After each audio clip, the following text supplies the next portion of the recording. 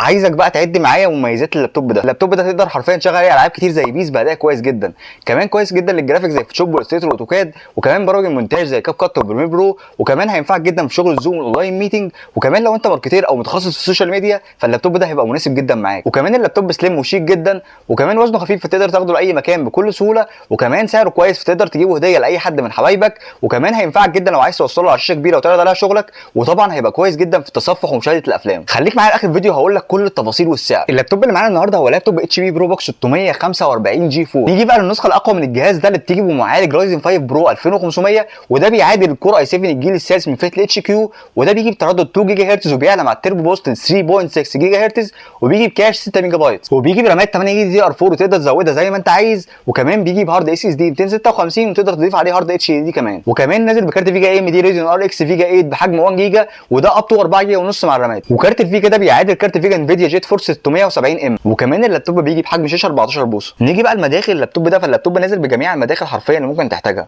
مدخل للشاحن ومدخل لاجهزه الدوك ستيشن ومدخل لللان، وبالنسبه للعرض على الشاشات فاللابتوب بيجي مدخلين، مدخل فيجا ومدخل اتش دي ام اي، واثنين مدخل يو اس بي 3 منهم واحد للشحن السريع، ومدخل يو اس بي 3.1 تايب سي جنريشن 1، وده لشحن التليفون او نقل الداتا. تقدر تستخدمه كمان كمدخل ديسبلاي بورت 1.2، وعلى الجنب الثاني هتلاقي فتحات للتهويه ومدخل يو اس بي 2.0 ومكان الفيزا. اللابتوب وزنه خفيف جدا، كيلو 700 جرام. اللابتوب ده قادر يشغل لك حرفيا العاب كتير زي بيس باداء كويس جدا، كمان قادر يشغل لك برامج جرافيك والمونتاج، وكمان هيبقى كويس جدا في شغل الزوم والاونلاين ميتنج، وهينفعك في حاجات ثانيه كتير، وطبعا متوفر كميات للجمله ومتوفر شحن لجميع المحافظات. اللابتوب ده سعره ممتاز جدا، وحرفيا مش هتلاقيه عند حد سعره 7900 جنيه فقط حتى نفاذ الكميه. تقدر تطلب اللابتوب ده من اي مكان في مصر وهيوصلك لحد باب بيتك. وطبعا ما تنساش تعمل لايك وفولو عشان تقدر تتابع اخر الريفيوهات اللي ممكن تهمك بخصوص البي سي واللابتوب، وطبعا مع تارجت ستور انت الكسبان.